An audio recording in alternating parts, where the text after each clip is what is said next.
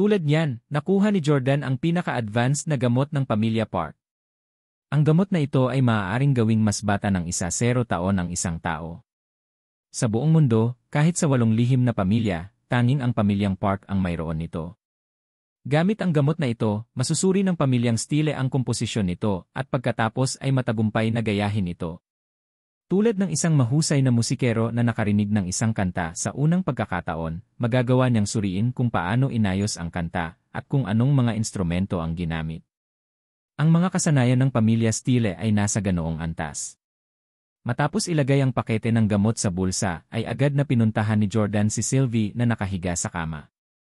Tita Sylvie, Auntie Sylvie, Sylvie, Sylvie. Tawag ni Jordan kay Sylvie at sinampal pa ng ilang beses ang mukha nito. Gayunpaman, hindi siya nagising. Binuhat siya ni Jordan. Gosh, medyo mabigat siya, mas mabigat ng 20 pounds kaysa kay High Lady. Si Sylvie ay mas mataba ngayon kaysa noong siya ay bata pa. Ito rin ang dahilan kung bakit imposibleng sabihin na siya ay isang kagandahan noong siya ay bata pa.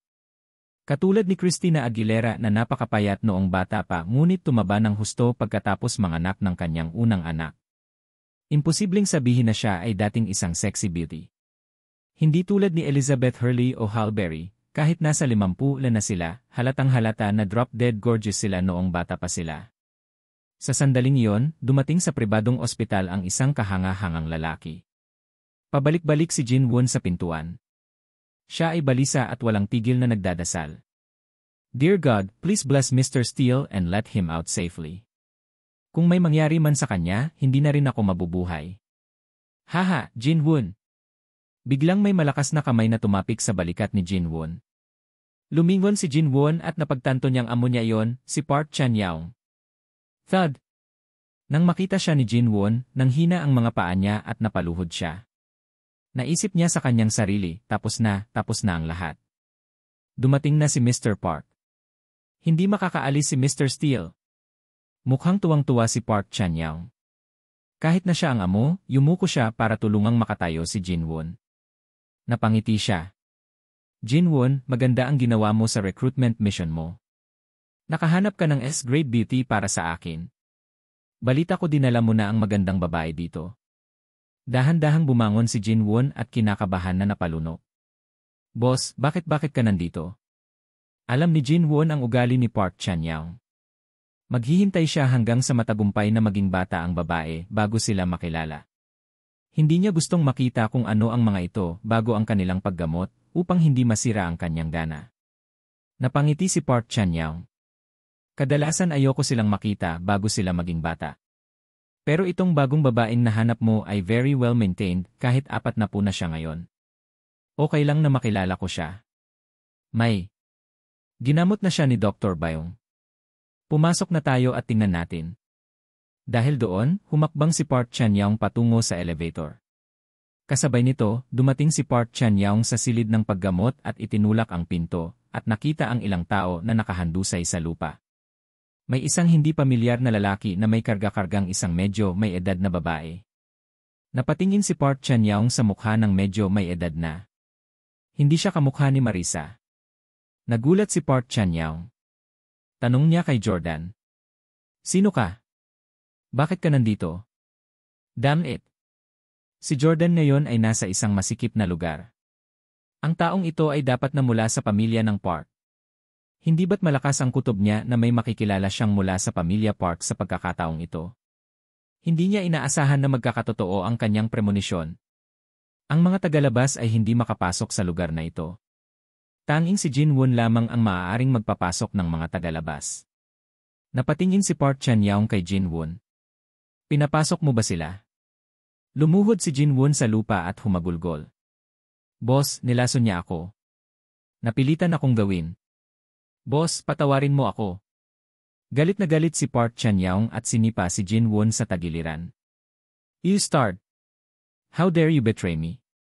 Sinulyapan niya si Jordan bago inutusan ang kanyang 2 subordinates, paalisin ang batang ito at patayin. Agad na sinugod ng 2 bodyguard si Jordan. Ibinaba ni Jordan si Sylvie at naghanda para sa labanan. Nahaharap sa kanilang malalakas na pag-atake, ginamit niya ang kanyang mga kasanayan sa martial arts upang isa-isa silang neutralisahin.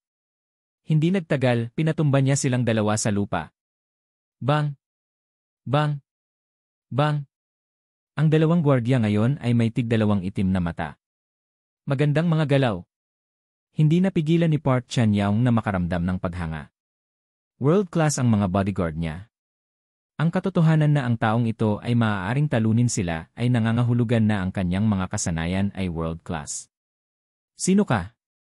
Bakit ka nandito? Tanong ni Park Chan-young. Malamig na sinabi ni Jordan, bakit ko sasabihin sa'yo? Ngumuso si Park Chan-young. Ito ang kanyang teritoryo. Maaari siyang magpatawag ng maraming subordinates hanggat gusto niya, ngunit hindi niya ginawa. Sa halip ay binigkas niya ang kanyang mga daliri at ginalaw ang kanyang mga kalamnan na para bang gusto niyang labanan si Jordan. Oh!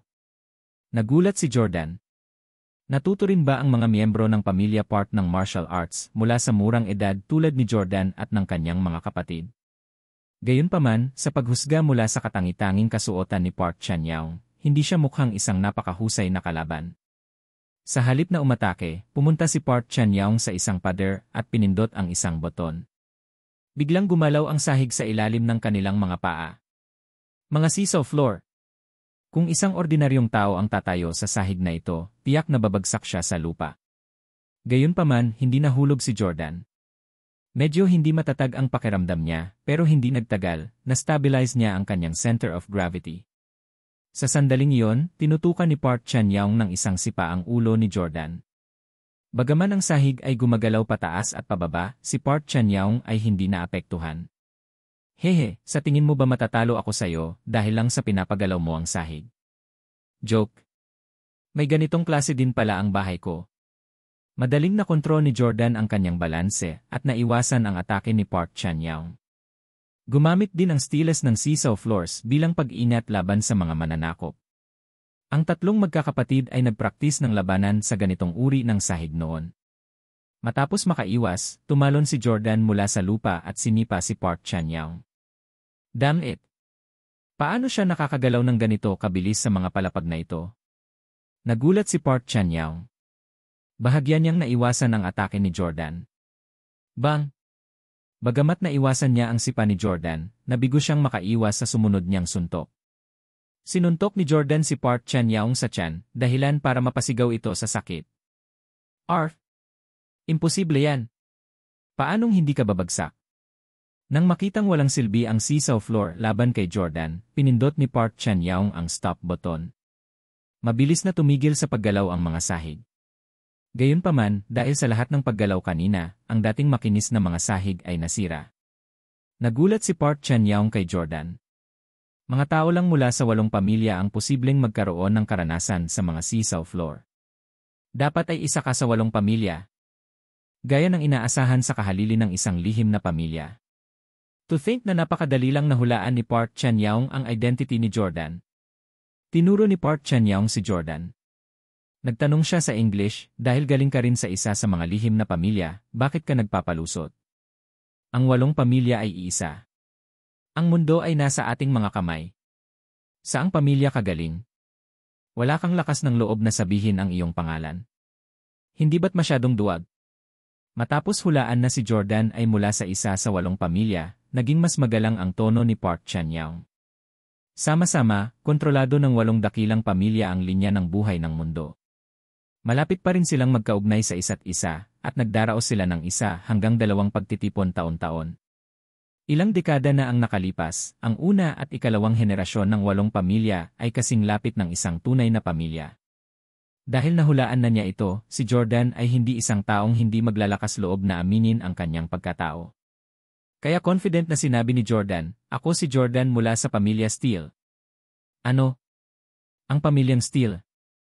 Haha, kaya basura ka sa pamilyang Steele. Isang matamis na ngiti ang ibinigay ni Park Chan-young nang mabalitaan niyang si Jordan ay mula sa pamilya Steele. Ang kanyang mga mata ay puno ng paghamak at hindi na siya magalang gaya ng dati. Anong sabi mo? Naikuyom ni Jordan ang kanyang mga kamao sa galit. Napangiti si Park Chan-young. Bakit? May nasabi ba akong mali? The Steeles have always been the lossiest family among the eight. Ang tatay mo ay basura lang. Sino ba naman ang hindi nakakaalam na wala siyang kakayahan na pamunuan ang pamilya? Lalong lumalawak ang agwat ng pamilya mo at ng iba pa sa amin. Sa dalawa pa. Buwan kapag nagkita-kita ang mga pamilya, sipain namin ang pamilya mo. Hindi ka na magiging bahagi namin. Yan malas naman. Akala ko galing ka sa isa sa ibang pamilya. No wonder nagpakita pa rin ng respeto si Park Chan-young kay Jordan. Akala niya ay mula sa isa sa iba pang pamilya si Jordan. Kung alam niya na si Jordan ay mula sa pamilya Steele, napanatili niya ang kanyang mayabang na ugali. Galit na galit si Jordan. Sino ka? Sinong miyembro ka ng pamilya Park? Inayos ni Park Chan-young ang kanyang mga damit at isinilid ang kanyang mga kamay sa kanyang mga bulsa. Ako ang ikatlong young master mula sa ikalawang henerasyon ng pamilya Park, si Park Chan-young. Park Chan-young. Naikuyom ni Jordan ang kanyang mga kamao nang marinig ang pangalang iyon. Naalala niya na sa virtual na laro, sinabi sa kanya ni Marilyn Monroe mula sa pamilyang Jeng na si Park Chan-young ang nakabangga sa kanya. Nag-offline ang Mi-Star na yon pagkatapos bumangga kay Jordan sa laro. Hindi na siya mahanap muli ni Jordan sa virtual na mundo kahit anong pilit niya at walang mapaglabasan ng galit. Ngayong nakikita na niya ng personal si Park Chan-young, paano palampasin ni Jordan ang pagkakataong ito na isettle ang kanyang score sa kanya? Pinandilatan ng mata ni Jordan si Park Chan-young. Tinanong niya, ikaw ba ang bumangga sa akin gamit ang iyong insiye sa virtual na laro noong araw na yon? Tumawa ng malakas si Park Chan-young nang marinig iyon. Hahaha, tama na. Ako yung nakabangga sa'yo nung araw na yon. Haha, nagkawatak-watak yung sports car mo. Umikot ka ng 720 degrees sa ere tapos bumagsak ka sa lupa. Kinuhanan ko pa ng litrato para alaala, hahaha. Oh, tama. Nilagay ko rin yung litratong yon. Ang pader ng larawan sa virtual na mundo para hahangaan ng iba pang mga pamilya. Hahaha, sikat ka na pare. Lahat ay maaaring humanga sa iyong gwapong tindig sa sandaling pumasok sila sa laro. Dapat magpasalamat ka sa akin. Hindi naman ito itinanggi ni Park Chan-young.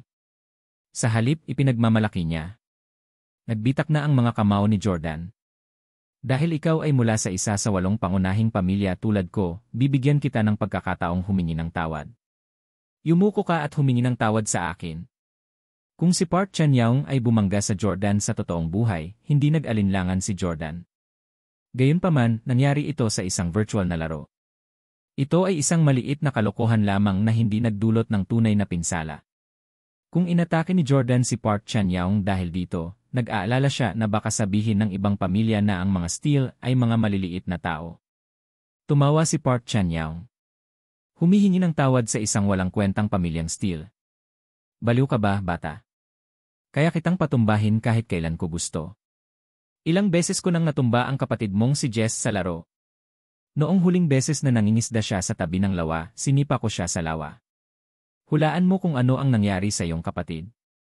Nahuli niya ang isda sa lawa at tinanong niya ako kung gusto kong makibahagi sa isda. Hahaha.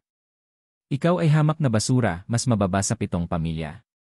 Kumatok ako sa iyo dahil mataas ang tingin ko sa iyo, ngunit naglakas loob ka pa ring humingi sa akin ng tawad.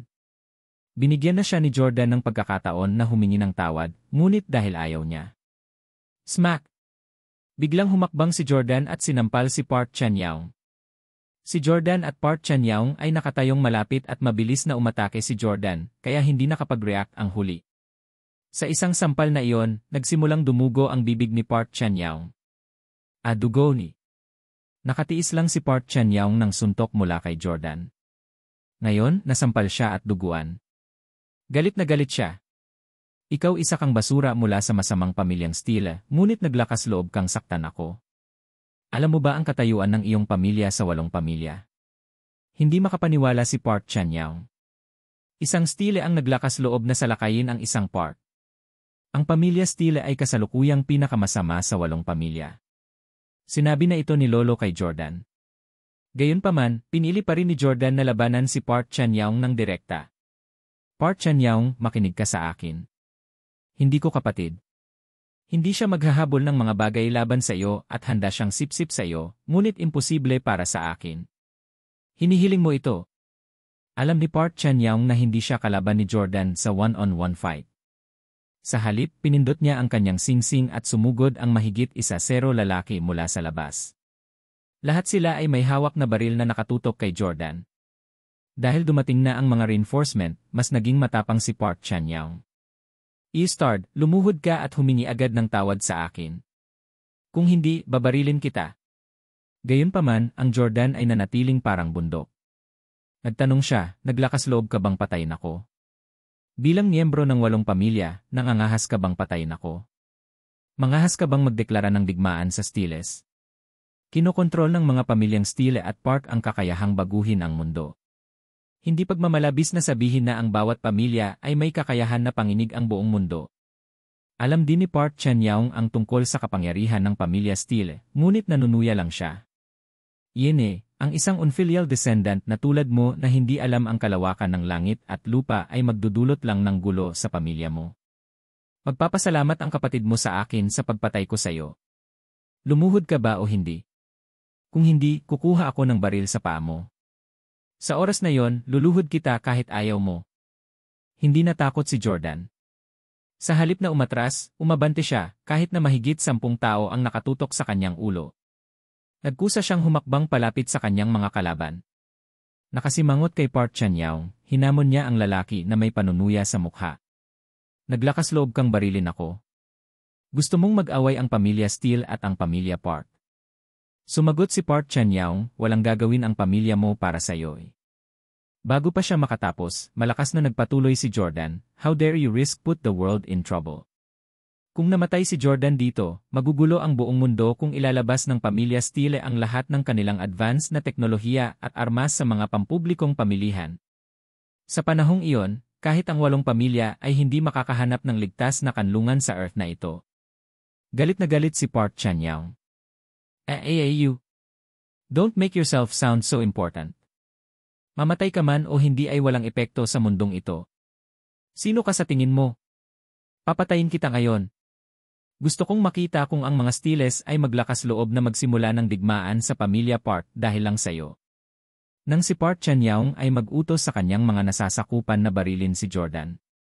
Nagkaroon ng malakas na putok. Bang! Ang malakas na ingay ay nanggaling sa labas ng gusali, ngunit lahat ng tao sa loob ay ramdam ang pagyanig ng gusali. Damn it! Napahawak si Park Chan-young sa dingding para pakalmahin ang sarili. Nagpanik siya. "Pumunta ka at siya sa atin kung ano ang tunog na yon." Samantala, nanatiling parang bundok ang Jordan. "Park Chan-young, kayong mga taga-Park family ang talagang walang kabuluhan.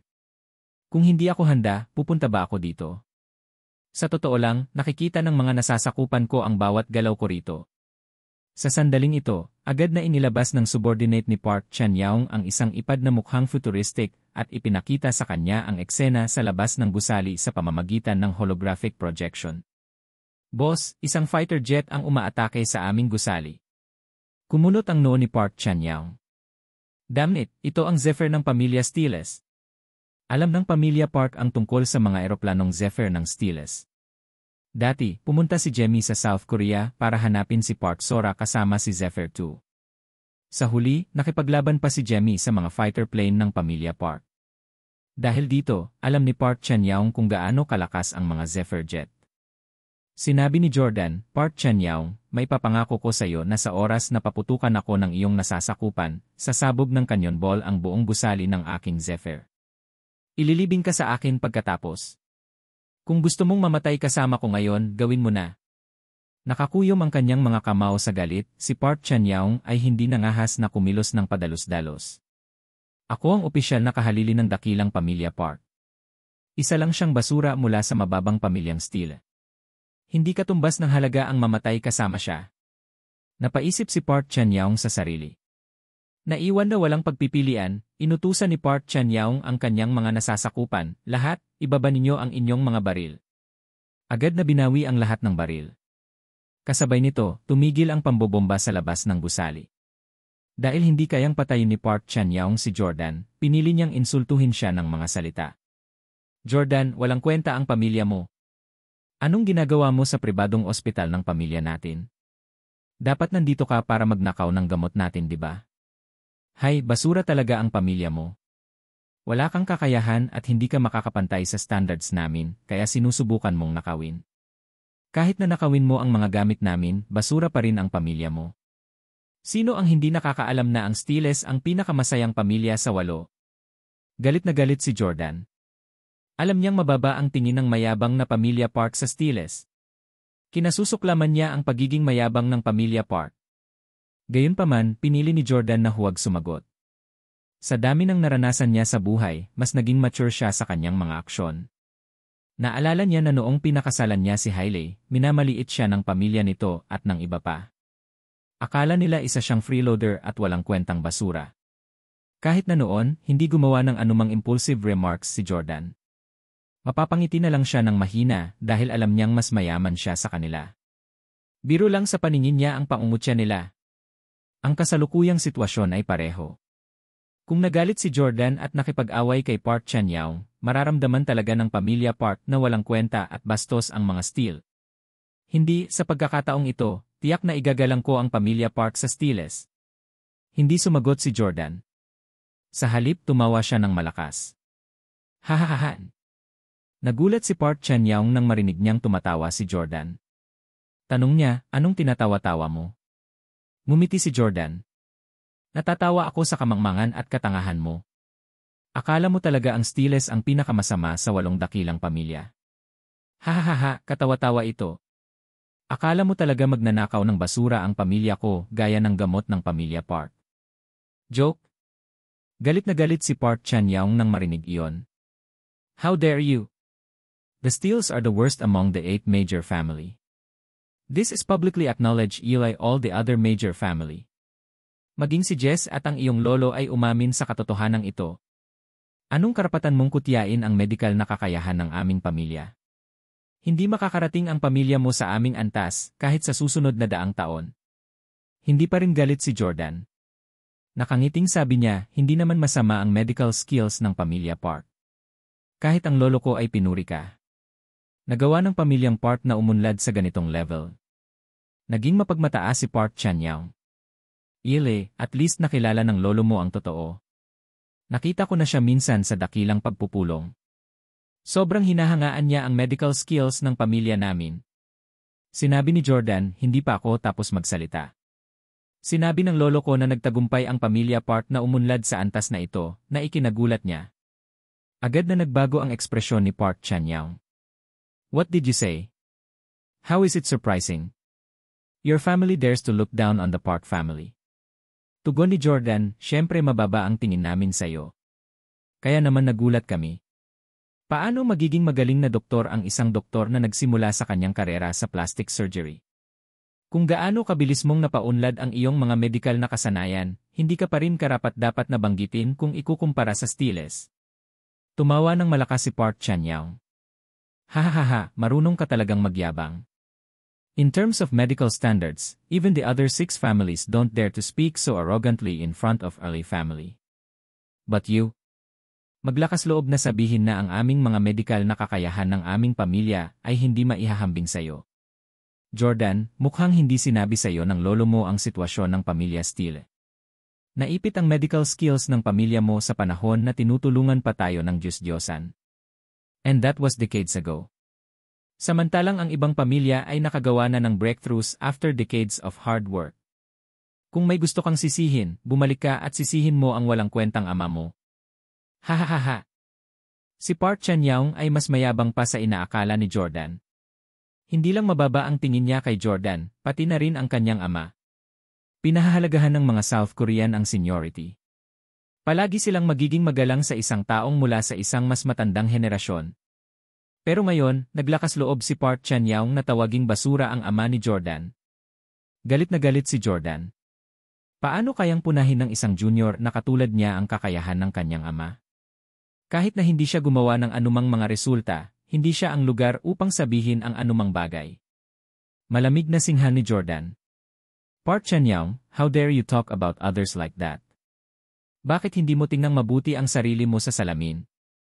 Bilang kahalili ng pamilya Park, talagang nagpadala ka ng mga tao para mag-recruit ng mga nasa katanghaliang gulang na mga babae mula sa iba't ibang panig ng mundo. Mayroon kang ganoong mga pangunahing gawain. Paano ka naiiba sa iba pang ordinaryong mayamang pangalawang henerasyong tagapagmana doon? Galit na galit si Park Chan-young. Naglakas loob ka bang ikumpara sa akin ang mga basurang pangalawang henerasyong tagapagmana? Sa totoo lang, hindi lang si Park Chan-young ang nakadama ng higit na mataas sa iba pang mayayamang tagapagmana ng ikalawang henerasyon. Ganon din ang naramdaman ni Jordan. Ang mga inapo ng 8 dakilang pamilya ay laging naniniwala na kaya nilang kontrolin ang lifeline ng mundo. Paano maihahambing sa kanila ang mga ordinaryong mayamang tagapagmana ng ikalawang henerasyon? Ngumiti si Jordan, hindi ka kasing galing ng mga ordinaryong mayayamang brats na yon. Ang mga babaeng nasa katanghaliang gulang ay ginamit na ng mga pangalawang henerasyong tagapagmana na iyon nang hindi mabilang na beses sa kanilang mga kabataan, ngunit tinatrato mo pa rin ang mga ginamit na babaeng ito na parang mga kayamanan. Sa sobrang galit ni Park Chan-young ay namula ang mukha niya. Nakaramdam siya ng hiya. Gusto niyang ipagpatuloy ang pakikipagtalo. Gusto niyang sabihin kay Jordan na ito ang nagustuhan niya. Nagustuhan niya ang alindog ng mga mature na babae. Gayunpaman, ang gayong mga salita ay hindi madaling sabihin ng malakas. Matapos huminto ng mahabang panahon, galit na sinabi ni Park Chan-young, tiyak na matalas ang dila mo. Napakabuti at tapat ng kapatid mo, paano siya nagkaroon ng ganyang bastos na kapatid? Ngumisi si Jordan. Hindi mo pa nakikilala ang pangalawa kong kapatid na si Jemmy.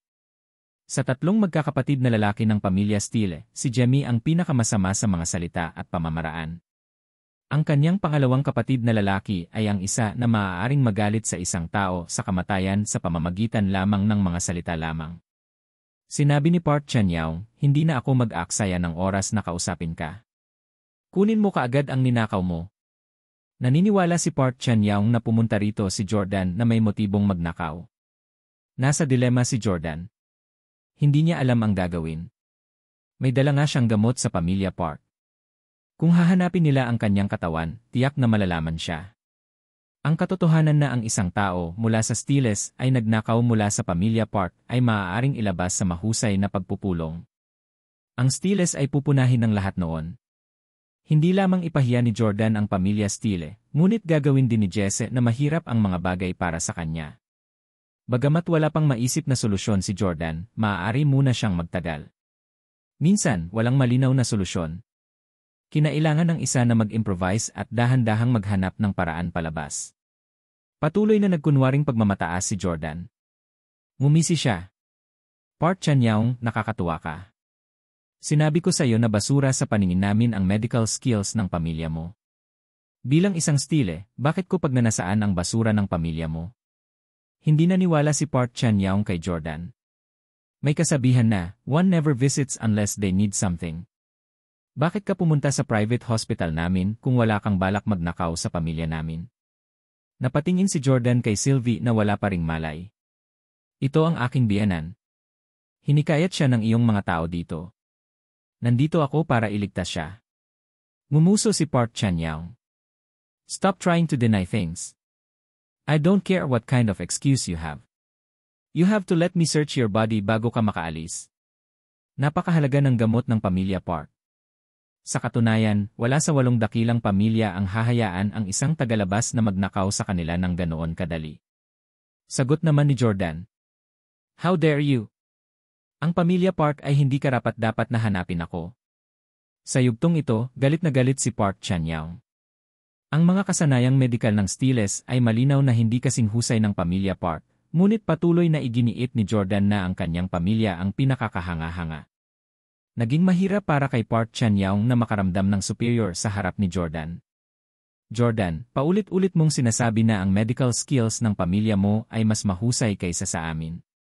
Do you dare to compete with me? Kalmado si Jordan. Paano? Sumigaw si Park Chan-young, mga lalaki, dalhin mo ang isa.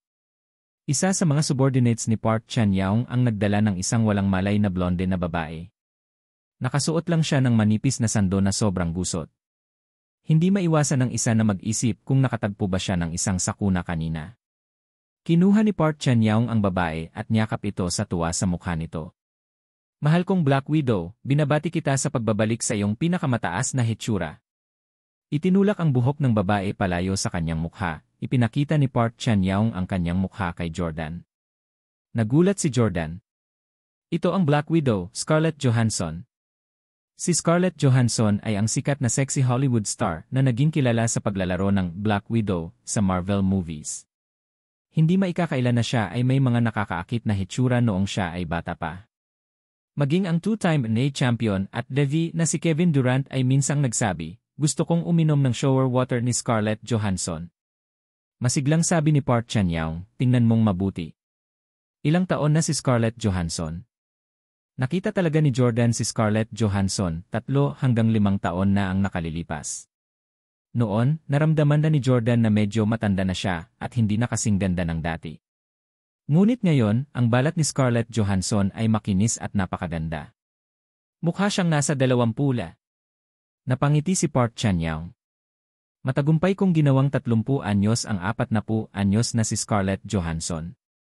Ito ang kapangyarihan ng gamot ng aming pamilya. Paulit-ulit mong sinasabi kung gaano kalakas ang pamilya Steele. Magagawa ba ng pamilya mo ang isang bagay na nakakalaban sa langit? Huminto sandali si Jordan at sinabing may mapang-asar ng ngiti, "Nagagawa mo lang na gawing mas bata ng 0 taon ang mga tao, gayunpaman, napakamayabang mo na. Ang Steeles ay kayang gawing mas bata ng 20 taon ang mga tao." Agad napalitan ng galit ang mukha ni Park Chan-young. "You're full of LA. That's impossible." Kahit ang pamilya Park ay hindi pa umabot sa ganoong level, walang paraan na nagawa iyon ng mga Steele. "Jordan, tumigil ka sa pagmamayabang." Si Jordan ay hindi nagyayabang nang hindi nagbibigay ng ebidensya. Sinabi niya, "Ayaw ni Lolo na ibunyag ko ito, ngunit ilang beses mong ininsulto ang aking pamilya ngayon. Sige, sasabihin ko na sayo. Ang Steeles ay may tulong ng isang bagong Diyos. Sa makatuwid, ang pag-unlad ng teknolohiya ng aming pamilya ay mas mabilis kaysa sayo." Bagong Diyosa. Natigilan si Park Chan-young. Maaaring malampasan ng 8 dakilang pamilya ang lahat ng tao sa mundo dahil sa tulong ng Diyos. May isang bagong Diyos kaya na lumitaw pagkatapos na lumipas ang nauna. At ipinakita ba nito ang sarili sa pamilya Steele? Si Jordan ay malinaw na nagsasalita ng walang kapararakan sa kanyang mga pag-aangkin tungkol sa bagong Diyos na ito. Ang mga salita lamang ay hindi kayang igalang ng pamilya Park ang Steeles. Ngunit muli, hindi nila mapatunayan na nagsisinungaling si Jordan. Sumigaw si Park Chan-young, "Imposible yan. Tiyak na walang bagong Diyos ang pamilya mo. Kahit na may lumitaw na bagong Diyos, lalapit muna ito sa pamilya namin ni Park. Araw-araw na nanalangin ang pamilya ko sa Diyos, nakikiusap na bigyan tayo ng bagong Diyos. Nagsasagawa ba ang mga Steele ng pananampalataya?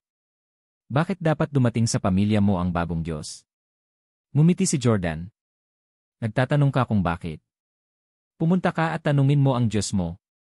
"Oh, tama, marahil ay hindi ka gusto ng Diyos. Binigyan ka niya ng napakagandang teknolohiyang medikal, ngunit ginagamit mo lamang ito upang makipaglaro sa mga babae. Napakababa ng klase." Galit na sinabi ni Park Chan-young, "Jordan, huwag ka nang mag-spout ng kalokohan. Sige, dahil ang pamilya Steele ay napakahusay at may tulong ng bagong deity, patunayan mo sa akin kung gaano kahanga-hanga ang mga medikal na kasanayan ng iyong pamilya. Gawing mas bata si Scarlett Johansson ng 0 taon pa." Napatingin si Jordan kay Scarlett Johansson. "Bakit ako magdadala ng ganitong uri ng gamot sa paligid ko? Paano ito? Hayaan mong dalhin ko si Scarlett Johansson. Ipapakita ko sa iyo ang kanyang mukha sa loob ng 3 buwan." Tumawa si Park Chan-young. "Sa tingin ko gusto mo lang ilayo si Scarlett Johansson para makipaglaro sa kanya sa loob ng 3 buwan, di ba? Hindi ko pa nga siya nilalaro. Paano kita mabibigyan ng pagkakataon? Ipakita sa akin ang medikal na kakayahan ng iyong pamilya kung mayroon kang lakas ng loob." Sa paghusga sa ugali ni Park Chan-young, hinding-hindi niya papakawalan si Jordan kung hindi niya ipapakita ang kanyang kakayahan. Kung magpapatuloy ang pagkapatas na ito at malalaman ng iba pang miyembro ng 8 pamilya, malamang na may negatibong epekto ito. Tutal, nilusob ni Jordan ang teritoryo ng pamilya Park. Sinabi ni Jordan, "Sige, paulit-ulit akong inutusan ni Lolo na huwag ibunyag ang tunay na lakas ng aming pamilya sa harap ng ibang mga pamilya. Sinabi niya sa akin na magkunwari akong kahinaan gaya ni Jess at ipalagay sa ibang pamilya na ang mga Steele ang pinakamasama. Ngunit bata pa ako at mapusok. Paano ko matitiis ang pang-aalipusta ng iba? Ngayon, ipapaalam ko sa iyo ang totoong medikal na kakayahan ng pamilya Steele. Ngayon, hanapin mo ako ng pasyente na hindi kayang gamutin ng pamilya Park mo. Gamutin ko siya kaagad. Ginagamot ang isang pasyente na kahit ang pamilya Park ay hindi magamot. Naniniwala si Park Chan-young na nagbubuga lang ng kalokohan si Jordan. Pumayag naman siya. Sige, dahil confident ka, gusto kong makita kung basura ba talaga ang pamilya mo o nagpapanggap lang. Pagkatapos mag-isip sandali, si Park Chan-young ay tumawag sa telepono. Hindi nagtagal, isang babaeng naka-wheelchair na nasa edad 60 na po ang edad ang itinulak papasok. Ang babae ay mukhang napakahina at mahina. Pangatlong tita. Magalang na hinawakan ni Park Chan-young ang kanyang kamay. Ngumiti at tumango sa kanya ang pangatlong tiyahin ni Park Chan-young, ngunit halatang pilit ang ngiti nito. Ipinakilala siya ni Park Chan-young kay Jordan. Ito na ang pangatlong tiyahin ko. Siya ay 61 taong gulang at nahihilo sa nakalipas na 6 na taon. Mayroon siyang coronary heart disease, gastric ulcers, gallstones, hypertension, high blood pressure at lacunar infarcts. Ginamit na ng pamilya ko ang pinaka-advanced na teknolohiya para gamutin siya. Bagamat nagawa naming hayaan siyang manatiling malinaw at magkaroon ng normal na pagsasalita at galaw ng paa, hindi namin maalis ang kanyang patuloy na pagkahilo. Bukod dito, palagi siyang nawawalan ng lakas.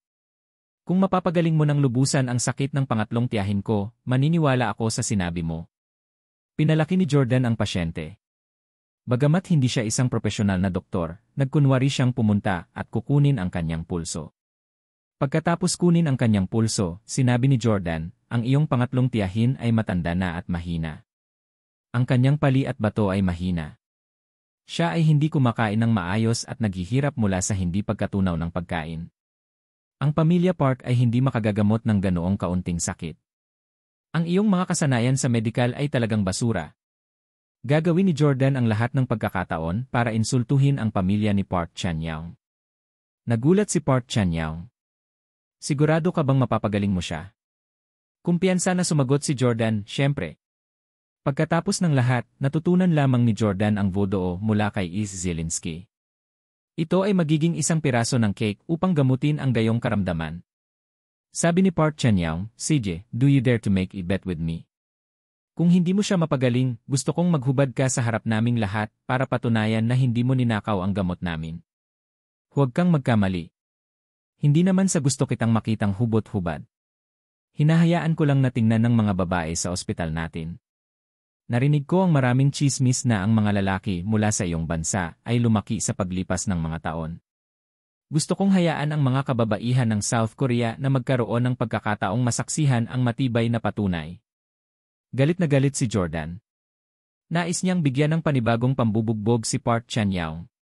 Gayunpaman, mayroon talagang mga masasamang chismis na kumakalat online. Damn you! Hindi inaasahan ni Jordan na mapahiya siya sa harap nitong South Korean dahil lang sa ilang walang basehang chismis sa online. Ang unang bagay na gagawin niya pagka-uwi niya ay linisin ang mga forum na nagpapakalat pa rin ng mga masasamang chismis na ito. Paano kung pagalingin ko siya? Sinabi ni Park Chan-young, kung mapapagaling mo ang aking pangatlong tiyahin, hindi ko hahanapin ang iyong katawan. Hahayaan kitang umalis kasama ang iyong matabang biyenan. Ngumisi si Jordan. Hindi ganoon kasimple. Nabangga mo ako noon sa laro. May nakasaksi nito mula sa pamilya Jeng at nasiraan mo ako ng mukha. Kung gagaling ko ang iyong pangatlong tiyahin, gusto kong bumalik ka sa laro at hayaan mo akong mabangga ka. Si Jordan ay isang lalaking naniniwala sa mata. Ngumuso si Park Chan-young. Okay, it's a deal. Cut the crap and quick treat her. Hindi ako naniniwalang magagamot mo ang isang sakit na kahit ang medical team ng pamilya natin ay hindi kayang gamutin. Naglabas si Jordan ng papel at gumuhit ng charm pattern. Pagkatapos ay itinapon niya ang papel sa langit. Lumutang ito sa gitna ng hangin. Nakakamangha. Napasigaw si Jin Won at ang iba pang mga subordinates ng pamilya Park sa nakita. Yele, konting trick lang ng magician. Hindi naman nagulat si Park Chan-young. Kahit sino mula sa 8 pamilya ay maaaring magsagawa ng naturang stunt. Bili ni Jordan kay Park Chan-young. Hubarin mo ang damit ng iyong pangatlong tiyahin. Nagalit si Park Chan-young. Jordan, i-starred ka. How dare you disrespect my elder? Naniniwala si Park Chan-young na sinusubukan lang siyang i-provoke ni Jordan. Bilang tugon, seryoso lang ang sinabi ni Jordan, "Hey you. Do you think I have the same taste as you? Do you think I like old women?" Kahit na, tingnan mo kung gaano katanda ang iyong pangatlong tiyahin. Siya ay isang may sakit. Kahit gaano ako katigas, gusto ko bang samantalahin siya? Ang paraan ng paggamot ko ay kailangan kong idiin ang aking kamay sa kanyang likod. Walang anumang damit sa pagitan. Napaisip sandali si Park Chan-young. Ang pangatlong tiyahin niya ay hindi talaga itinuturing na kagandahan. Bukod dito, siya ay 61 taong gulang na. At dahil sa sakit niya, mas lalo siyang tumanda. Ang pangatlo niyang tiyahin ay kasing payat ng pusporo at mukhang walang buhay. Kahit pervert si Jordan, imposibleng magka-interes siya sa ganoong sakit na tao. Sa pag-isip na yon, sa wakas ay pumayag si Park Chan-young. "Sige, maniniwala ako sa iyo minsan." Tinawag ni Park Chan-young ang isang babaeng doktor at naghanap ng pribadong lugar para tulungan ang kanyang ikatlong tiyahin na magpalit ng damit. Hindi nagtagal ay lumabas siya sa kanyang wheelchair, nakasando lang na may bukas na likod. Ito ay perpekto para sa paggamot ni Jordan. Walang imik si Jordan kundi idiniin lang ang kanang kamay sa likod ng babae. Kaagad, isang alon ng immortal na aura ang lumundag. Nagulat si Park Chan-young at ang lahat. Damn it! Saan nang galing itong puting ambon? Galing ito sa kamay ni Jordan. Alam ba niya ang mga immortal na spell? Maging si Park Chan-young ay lihim na nabigla, imposible yan. Paano nagagawa ng kamay ng isang tao ang ilang misteryosong ambon? Kahit na ang pamilya Park ay hindi magagawa ito. Ang pamilyang Steele kaya ay talagang mas malakas kaysa sa atin. Itinago ba nila ang kanilang tunay na lakas? Sa totoo lang, nagawa ng kanang kamay ni Jordan ang ambon dahil itinuro ng Diyos sa kanyang ama ang maningning na trick noon. Sa katunayan, ang panlilinlang na ito ay hindi isang bagay na kahit na ang iba pang 7 dakilang pamilya ay maaaring gawin. Gayunpaman, hindi ito gaanong halaga. Ito ay para lamang palabas at hindi nakaapekto sa pagpapagamot ng mga sakit. Gayunpaman, ito ay perpekto para sa kasalukuyang layunin ng Jordan. Ang iba ay namangha sa ipinakita. Sinabi ni Jordan sa pasyente sa Korean, "Iunat ang iyong kanang kamay at tingnan ang pattern sa anting-anting sa harap mo. Iguhit ang parehong pattern sa hangin gamit ang iyong daliri. Kapag tapos ka na, mawawala ang iyong sakit." Tulala ngayon ang ikatlong tiyahin ni Park Chan-young at masunurin niyang sinunod ang utos ni Jordan. Unti-unting lumitaw ang isang nakakaantig na eksena sa harap ng tiyahin. "Baby, naku, ang cute kong anak. Hayaan mong yakapin ka ni Lola. Tuturuan ka ni Lola kung paano magbike. Tuturuan ka ni Lola kung paano lumangoy, okay?" Sa eksena, hindi na nakaupo sa wheelchair ang ikatlong tiyahin ni Park Chan-young. Sa halip, nakatayo siya sa damuhan, tumatakbo sa damuhan, lumalangoy sa isang asul na swimming pool, kasama ang isang napaka-cute na batang babae sa tabi niya. Ang voodoo ay magiging sanhi ng paghalusinate ng pasyente, at ang haka-haka na eksena ay kadalasang naglalarawan kung ano ang pinakanaasam ng pasyente. Ang ikatlong tiyahin ni Park Chan-young ay nahihilo at nanghihina sa buong taon. Naka-wheelchair lang siya at wala ng lakas para samahan ang apo. Nais niyang maging malusog upang samahan niya ang kanyang apo sa paglalaro sa labas. Unti-unting sumilay ang ngiti sa mukha ng ikatlong tiyahin ni Park Chan-young. Nakangiti si third tita. Nakangiti talaga siya. Nagulat si Park Chan-young sa mukha ng tiyahin. Naalala pa niya kung paano siya niligawan ng pangatlong tiyahin niya noong bata pa siya. Gayunpaman, mula nang magkasakit siya 6 na taon na ang nakalilipas, hindi na niya ito muling nakitang ngumiti. Sa sandaling iyon, labis na nasasabik si Park Chan-young. Ang mga kasanayang medikal ng pamilya Steele ay talagang kamangha-manghang. Samantala, ang buong silid ay naging maulap dahil sa kapangyarihan ni Jordan. Hinikayat ni Jordan ang pasyente. Ipagpatuloy ang pagguhit ng pattern. Mababawi ka pagkatapos mong makumpleto ito. Ginawa ng ikatlong tiyahin ni Park Chan-young ang sinabi ni Jordan at patuloy na gumuhit ng mga simbolo sa hangin. Namangha siya nang makita niya ang mga kulay na simbolo na lumilitaw sa hangin. Pakiramdam niya ay iniligtas siya ng isang hindi magagapi na henyong doktor. "Ang sakit ko ay gumaling na." Hindi nagtagal ay natapos na ang babae sa pagguhit ng pattern. Sumanib ang kanyang drawing sa charm paper na lumulutang sa hangin. Sa susunod na sandali, isang bola ng apoy ang sumabog at ang lahat ay nawala ng walang bakas. Binawi ni Jordan ang kamay niya. Ah! Sigaw ng pangatlong tiyahin ni Park Chan-young habang tumatayo mula sa kanyang wheelchair. Third tita, okay ka lang ba? Nagmamadaling pumunta si Park Chan-young para alalayan siya, natatakot na siya ay mahulog. Gayunpaman, ang kanyang ikatlong tiyahin ay nasa mataas na espiritu. Chan-young, okay na ulit ako. Ginamot na ako nitong maladyos na doktor na ito. Pakiramdam ko na puno ng kapangyarihan ang katawan ko. Pakiramdam ko kaya kong lumipad. Napatulala si Park Chan-young. Third tita, hindi ka na nahihilo. Nawala na ba ang sakit ng ulo mo? Tumango ang pangatlong tiyahin. Anak, nawala na ang pagkahilo ko. Walang sakit sa ulo. Paglalaruan ko ngayon ang apo ko. Isasama ko siya sa pagbibisikleta. Gusto kong makipaglaro sa mahal kong apo.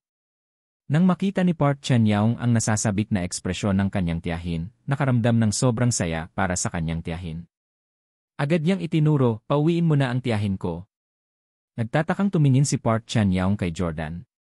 Kahanga-hanga talaga ang medical skills ng pamilya Steele. Kahit ang pamilya namin ay hindi nagamot ang kanyang karamdaman.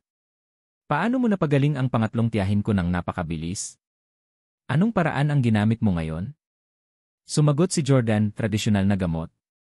Sinabi ni Park Chan-young, nahulaan ng tatay ko na nakakagawa ka ng tradisyonal na gamot sa nakalipas na ilang dekada. Ngunit hindi ko inaasahan na ang iyong paggamot ay napakaganda. Labis na nasiyahan si Jordan nang marinig ang papuri ni Park Chan-young. Rascal, sa wakas ay tumigil ka na sa pagmamaliit sa pamilya Steele. Sinabi ni Jordan, cut the crap. Dahil nanalo ako sa taya at napagaling ang iyong pangatlong tiyahin, kailangan mong aminin ang pagkatalo at pumasok sa laro. Naging malungkot ang ekspresyon ni Park Chan-young habang nagmumura sa loob, tiyak na alam ng brat na ito kung paano maghiganti. Kung alam ko lang na hindi siya ganoon kadaling ibuli gaya ng kapatid niya, hindi ko siya nabangga noong araw na yon. Nang makitang hindi gumagalaw si Park Chan-young, tinanong ni Jordan, bakit? Ang isang miyembro ba ng pamilya Park ay bumabalik sa kanyang salita? Mabilis na sagot ni Park Chan-young. You start. Gold ang salita ng pamilya natin. Sige, sasamahan kita sa laro. Hiniling ni Park Chan-young sa isang tao na dalhin ang kanyang ear goggles. Pinalipad din ni Jordan ang drone sa labas para maghatid ng sarili niyang ear goggles. With that, pumasok na silang dalawa sa virtual world. Hindi na makapaghintay si Jordan na ipaghiganti ang sarili. May dalawang sasakyan dito. Pumasok ka. Tumanggi si Park Chan-young. Hindi. Tinanong ni Jordan, sinusubukan mo bang mag-back out ngayon? Sinabi ni Park Chan-young, hindi ko sinusubukang mag-back out, ngunit mayroon akong kahilingan. Kung online ang pamilyang Schmid na Holy Maiden, hinding-hindi ko hahayaang mabangga mo ako. Bago ka bumagsak sa akin, kailangan kong kumpirmahin kung ang Swiss Holy Maiden ay nasa laro. Na-curious si Jordan. Swiss Holy Maiden? Mula sa pamilyang Schmid? Sino siya? Bakit kailangan nating tingnan kung online siya? Sa halip ay naakit si Jordan sa pangalang Swiss Holy Maiden. Ito ay dahil ang mga banal na dalaga ay karaniwang tumutukoy sa mga kabataan at magagandang babae, mga batang babae na kakaiba sa iba pang ordinaryong babae. Higit sa lahat, ang mga babaeng tinawag na banal na dalaga ay karaniwang walang kasintahan o asawa. Ang mga banal na dalaga ay dalisay at banal na mga babae. Kailangan niyang maging selibate at hindi maaaring magkaroon ng personal na damdamin o pagnanasa. Ipinaliwanag ni Park Chan-young, ang kanyang buong pangalan ay Lotus Schmid. Siya ay mula sa ikatlong henerasyon ng pamilyang Schmid, ang lihim na pamilya sa Switzerland. Siya ay 18 taong gulang lamang ngayong taon. Siya ang babaeng gusto ko Ngumiti si Jordan. Naintindihan naman niya agad. Kaya nagustuhan ni Park Chan-young ang Holy Maiden na ito at gusto siyang ligawan. Sa makatuwid, hindi niya maaaring hayaan siyang makita siya na pinapahiya ni Jordan sa laro. Ngumiti si Jordan. Park Chan-young, ang werdo mo. Kadalasan ay nakikipaglaro ka sa mga nasa katanghaliang gulang na babae, ngunit sa huli, gusto mo pa rin ang isang 18 taong gulang na babae. Hindi alam ni Park Chan-young kung paano ipapaliwanag. Si Lota ay isang kandidato para sa aking magiging asawa. Tanging isang maganda at dalisay na batang babae na tulad niya ang karapat-dapat sa akin. Noon pa man ay nais ng aming pamilya na bumuo ng isang alyansa sa pamilyang Schmidt. Ito ay magiging isang malakas na alyansa. Ngumisi si Jordan. She's worthy of you, but are you worth of her? She's 18 years old and a pure virgin. What about you? Huwag mo siyang mahawaan ng mga sakit mo. Eastard, huwag kang maglabas ng kalokohan. Hindi maganda kung marinig ka ni Lota. Sabik na sabik si Park Chan-young. Nilibot niya ang laro at patuloy na sumisigaw ng banal na dalaga. Lota, Lota, nandyan ka ba? Makalipas ang ilang minutong sigawan, walang sumasagot. Sumunod si Jordan sa likod at sinabing, stop stalling. Siguradong wala sa laro ang Lota mo. Sumakay ka na sa kotse. Sa sandaling ito, maraming tao ang biglang lumitaw. Mga miyembro lamang ng 8 dakilang pamilya ang maaaring lumabas sa laro. Hoy Park, tagal na nating hindi nagkita. Isang matipunong lalaki na nakasuot ng matingkad na kulay ang nagkusa para batiin si Park Chan-young. Malinaw na magkakilala silang dalawa. Medyo nahiya si Park Chan-young pero ngumiti pa rin siya. Hello, Mr. Rong, Mr. Addington, Mr. House. Nandito rin kayo? Sumagot ang isa sa mga lalaki, gusto naming maglaro ng dalawa football game sa beach. Kulang kami ng isang player. Gusto mo bang sumali? Sinulyapan ni Park Chan-young si Jordan bago sumagot, I'm sorry, but I'm not free now. You guys go ahead. Napalingon ang mga lalaki kay Jordan. Sino ito? Biglang sinabi ng isa sa kanila, hindi ba ito ang nakakaawa na kasama ni Park Chan-young dati? Siya ay mula sa pamilya Steele, tama? Galit na galit si Jordan nang marinig iyon. Alam ng lahat ng iba pang pamilya ang tungkol sa pangyayaring iyon. Sa kabutihang palad, hindi ibinunyag ni Jordan ang kanyang tunay na pangalan sa laro. Sa halip, ginamit niya ang pangalan ni Jemmy. Matigas na sinabi ni Jordan, tama. Ako si Jemmy mula sa pamilyang Steele. Mukhang nataranta si Park Chan-young. Hindi ba siya si Jordan? Bakit niya sinasabing si Jemmy siya ngayon? Magsasalita pa sana siya, sinamaan siya ng tingin ni Jordan. Si Jemmy ay malinaw na sikat na. Agad namang naghiyawan ang 3 lalaki. Hoy, buddy, ang galing mo talaga. Nabalitaan ko na mas marami ka pang natulog na babae kaysa sa ating 3. Buddy, ang galing mong makipaglaro sa mga babae. Bakit ka nabuli ng husto ng pamilya Park sa virtual na mundong ito? Hahaha, nag-post si Park ng litrato niya noong huling beses na nabangga ka niya. Lumipad ka sa ere. Nakita naming lahat. Galit na galit si Jordan sa pangungutya ng lahat. Siya ay napahiya bago ang mga taong ito kahit na bago pa niya sila makilala. Sa galit, nagmartsa siya pasulong at pinunit ang lahat ng larawan. Park Chan-young, ikaw ang naging dahilan ng pagkawala ng mukha ko sa harap ng lahat ng mga pamilya at ginawa mong katatawanan ang mga Steele. Natalo ka sa akin ngayon. Hihiyain kita katulad ng ginawa mo sa akin. Sumakay si Jordan sa isang SUV at inutusan si Park Chan-young. Bibigyan kita ng 1 minuto. Pumasok ka na. Sinabi ni Park Chan-young, sige. Bibigyan kita ng pagkakataong makaganti. Gayunpaman, depende sa kakayahan mo kung matatamaan mo ako. Hindi ako tatayo at hahayaan kang mabangga sa akin. Sa sandaling binigkas niya ang mga salita, mabilis na pinaandar ni Park Chan-young ang isang modernong sports car. Magkarera ba itong dalawa? Guys, samahan ba natin sila? Mukhang magandang ideya. Ibinaba ni Jordan ang bintana ng kotse at sinabi sa 3 lalaki, kailangan niyong makipagsabayan sa akin. Kung hindi niyo makikita si Park Chan-young na pinalipad sa himpapawid. Tinapakan niya ang accelerator at tumakbo patungo kay Park Chan-young. Si Park Chan-young ay tumakbo sa malayo. Malinaw na ayaw niyang mapahiya ni Jordan sa harap ng 3 lalaking iyon. Pero papayag ba si Jordan sa kanya? Jordan, kailangan mong maabutan kung gusto mo akong ibagsak, masiglang sabi ni Park Chan-young. Malamig na singhan ni Jordan. Sa laro, hindi siya mamamatay kahit paano siya magmaneho. Madali para sa kanya na mabangga si Park Chan-young nang walang anumang pag-aalala para sa kanyang sariling kaligtasan. Patuloy na nilapitan ni Jordan si Park Chan-young. Papalapit siya ng papalapit sa kanya. Damn it! Medyo natakot ngayon si Park Chan-young. Sa pagkakataong iyon, biglang napansin ni Jordan ang isang matamis na babae na nakasuot ng puting damit sa kanang bahagi ng kalsada. Oh and my God, isang virtual na laro lang ang makakapag-produce ng babaeng may maladyosa na itsura. Naakit si Jordan sa kanyang kagandahan. Hindi pa siya nakakita ng ganoon kaganda at kagandang babae. Siyempre, ito ay isang virtual na laro lamang. Ang mga manlalaro ay maaaring lumikha ng mga avatar upang maging perpekto hanggat gusto nila. Lota. Biglang tumawag si Jordan. Ano? Anong sabi mo? Gaya ng inaasahan, naloko si Park Chan-young. Agad siyang tumingin sa paligid. Walang ideya si Jordan kung sino ang babae. Alam niyang may gusto si Park Chan-young kay Lota, kaya ginamit niya ito para i-distract siya. Sa katunayan, si Park Chan-young ay bumagal habang si Jordan ay bumangga sa buntot ng kanyang kotse ng napakabilis na nagpabagsak sa sasakyan ni Park Chan-young sa hangin. Ah! Sigaw ni Park Chan-young. Katulad ng nangyari kay Jordan dati, ang sasakyan ni Park Chan-young ay nahulog sa hangin.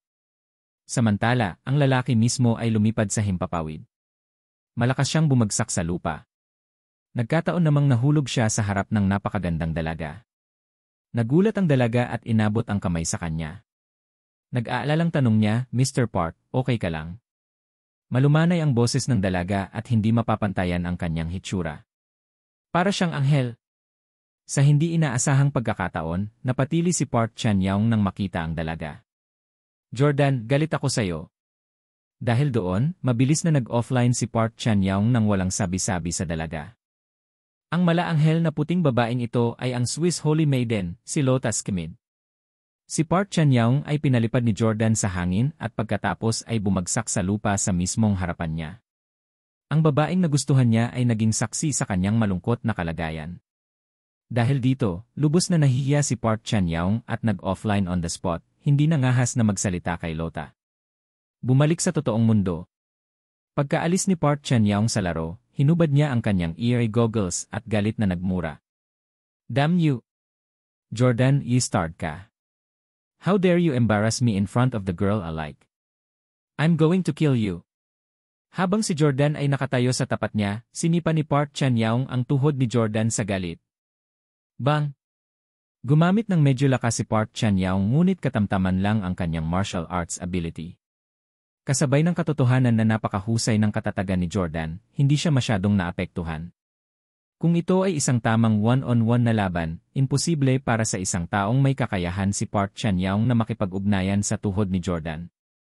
Gayunpaman, dahil nakasuot ng ear goggles si Jordan at nakalubog sa laro, hindi niya nakita ang pag-atake ni Park Chan-young. Boom! Napansin ng mga surveillance camera na sinipa si Jordan. Agad nagpaputok ng maliit na kanyon si Zephyr 3 sa gusali bilang babala. Nalaglag ang bahagi ng bubong ng gusali. Medyo galit din si Jordan. Naglakas loob ang Wii-Stard na iyon na palihim na atakehin siya. Napagkasunduan nila kanina na hahayaan niyang maghiganti si Jordan kapag natalo siya sa taya. Ngunit ngayon, nakahas siyang maging isang sore loser. Nahulaan na ni Jordan na ang katangi-tanging malamanika na batang babae ay si Lota. Galit na sinabi ni Jordan, Park Chan-young. Nangako ka na hahayaan mo akong makabangga sa iyo sa laro. Hindi ako ang nagpalabas kay Lota.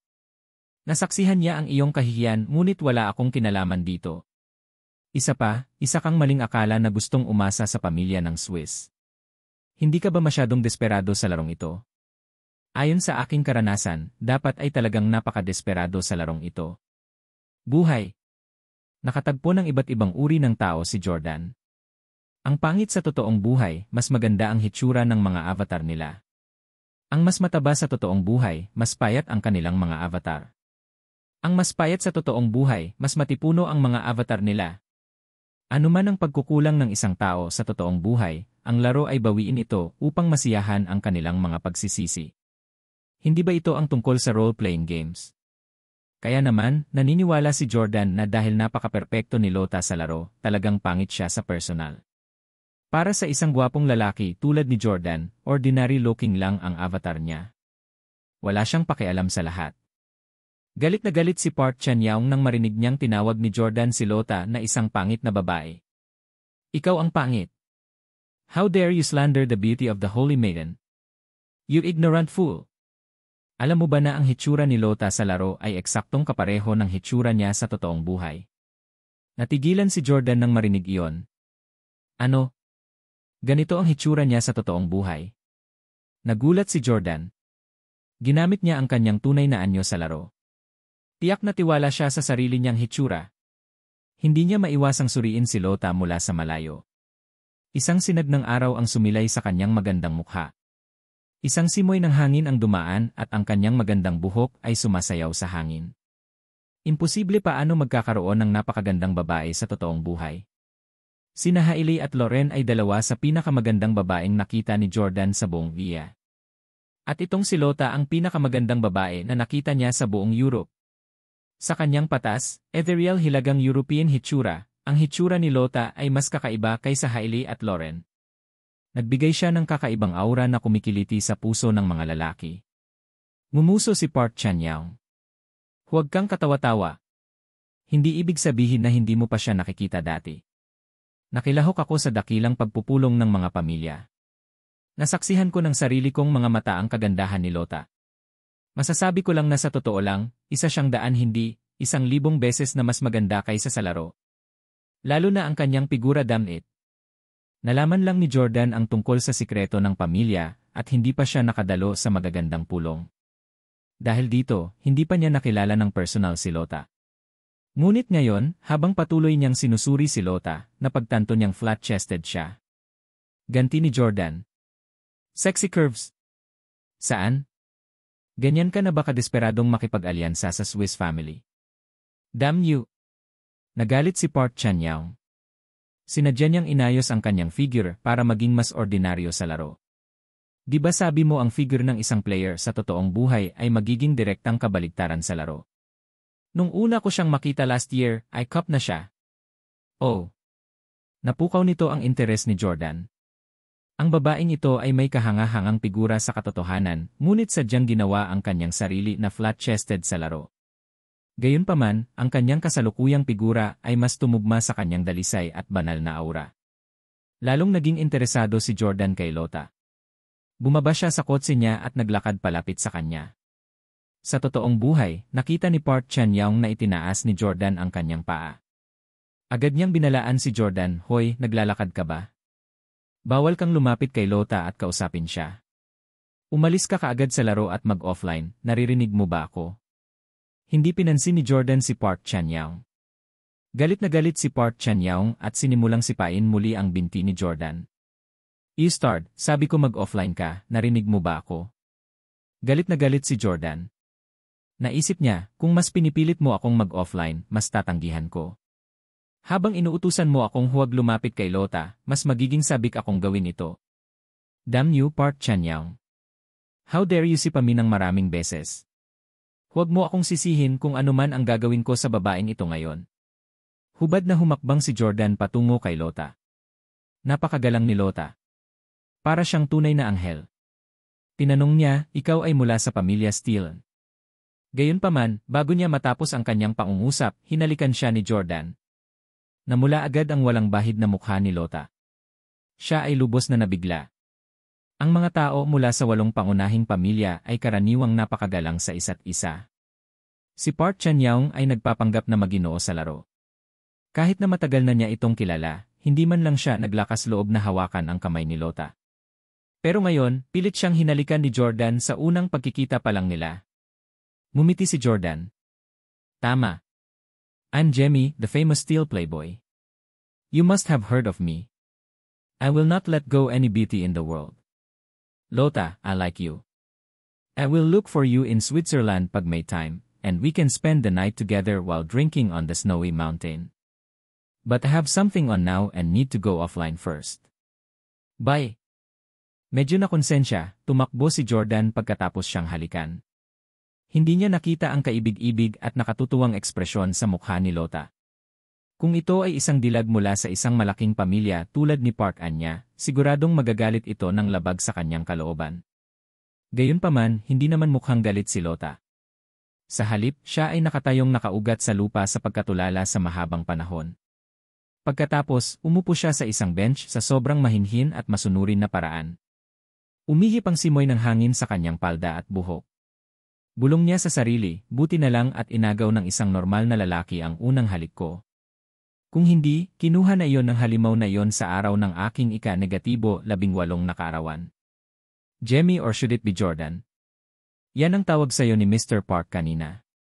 You don't dare to admit your real name even after kissing me. How cowardly. Look for me in Switzerland, will you really come? Will you come and take me out of a hellish world before na 18 my birthday? Sa totoong buhay, South Korea. Inalis ni Jordan ang ear goggles at umalis sa virtual na laro. Bumaba ang tingin niya sa kanyang pantalon at napagtantong may ilang bakas ng paa sa kanyang tuhod. Lahat sila ay ginawa ni Park Chan-young. Galit na galit si Jordan. Rascal, how dare you attack me while I'm in the game? Lubhang galit na galit si Park Chan-young. Ano ang ginawa mo kay Lota sa laro ngayon? Matapat na sagot ni Jordan. Hinalikan ko siya. Ninakaw mo ang unang halik ng magiging asawa ko. Papatayin kita. Galit na galit si Park Chan-young. Dinukot niya ang baril sa kanyang nasasakupan at itinutok kay Jordan. Bibigyan ba siya ni Jordan ng pagkakataong patayin siya? Mabilis na nag-react si Jordan at inagaw ang baril kay Park Chan-young. Itinutok niya ang baril sa kanyang guya at nagpaputok. Bang! Arf! Napasigaw si Park Chan-young sa sakit at bumagsak sa lupa. Agad namang itinaas ng mga subordinates ni Park Chan-young ang kanilang mga baril at tinutukan ang ulo ni Jordan. Gaano man kalakas si Jordan, imposibleng makalaban niya ang mahigit 1-0 lalaki ng mag-isa. Bukod dito, lahat sila ay nakatutok sa kanya ng baril. Sinabi ni Jordan, kung sinuman sa inyo ang magpapaputok, mamamatay tayong lahat dito, kasama ang iyong amo. Nagkatinginan ang mga nasasakupan. Kung wala ang utos ni Park Chan-young, hindi sila nangahas na magpaputok. Hindi tanga si Park Chan-young. Kung patayin ang kanyang mga nasasakupan si Jordan, mamamatay din siya. Baka mamatay pa siya bago si Jordan. Ibinato ang baril sa lupa, sinabi sa kanya ni Jordan, kunin mo ito bilang isang aral mula sa akin. Huwag mo nang guluhin muli ang pamilya Steele. Hindi mo kami kayang saktan. With that, binuhat na ni Jordan si Sylvie at aalis na sana. Sinulyapan niya ang Black Widow. Ayaw niyang maging laruan ni Park Chan-young ang isang babaeng celebrity na nagustuhan niya. Kaya naman, binuhat niya si Scarlett. Lumabas din si Johansson. Si Park Chan-young ay nanatiling nakaupo sa lupa habang pinagmamasdan si Jordan na matapang na lumakad palabas. Siya ay walang magawa. Arf!